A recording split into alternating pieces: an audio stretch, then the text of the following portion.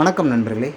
Super star Rajinikanth, supreme star Sarathkumar, திரைவானில் மின்னும் உச்ச நட்சத்திரங்கள். இவங்க ரெண்டுத்துக்கும் சினிமா துறை சார்பாகவும் அரசியல் சார்பாகவும் சில கருத்து முரண்கள் ஏற்பட்டிருக்கு.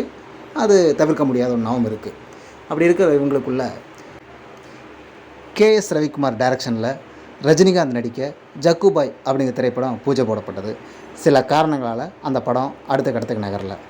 அதே ஜக்குபாய்ங்கிற டைட்டிலில் கேஎஸ் ரவிக்குமார் சரத்குமாரை வச்சு ஜக்குபாய் அப்படிங்கிற படத்தை எடுக்கிறாரு. அந்த படம் பெரிய அளவுக்கு ரீச் ஆகலை, பட் ஓகே. அதே மாதிரி இயக்குனர் ஹரி அவர்கள் சாமி படத்தோட மாபெரும் வெற்றிக்கு பின்னாடி ரஜினிகாந்தை வச்சு படம் பண்ண ஆசைப்படுறாரு. ஒரு நல்ல திரைக்கதையை உருவாக்கி அந்த கதையை போய் ரஜினிகாந்தோட சொல்கிறாரு.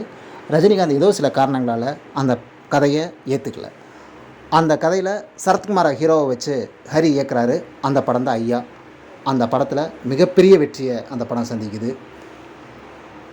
இதே மாதிரி இப்போது பி வாசு அவர்கள் இயக்கத்தில் கூலி அப்படிங்கிற ஒரு படத்தில் சரத்குமார் நடித்தார். அந்த படம் பெருசாக போகலை. ஆனால் இப்போது அதே கூலிங்கிற டைட்டில் நம்ம லோகேஷ் கனகராஜ் அவர்கள் தலைவர் ரஜினிகாந்தை வச்சு 171க்கு கூலிங்கிற டைட்டில் வச்சுருக்காரு. இந்த படத்தோட ரிசல்ட் என்ன ஆகும் அப்படிங்கிறது ஆடியன்ஸோட எக்ஸ்பெக்டேஷனில் இருக்குது. இருவருக்குள்ளும் கருத்து முரண்கள் இருந்தாலும் இவர்களுக்குள்ள சில ஒற்றுமைகள் இருக்குது அப்படிங்கிற விஷயத்தை இங்கே கன்வே பண்ண வேண்டிய சூழ்நிலையில் இருக்குது. நன்றி நண்பர்களே.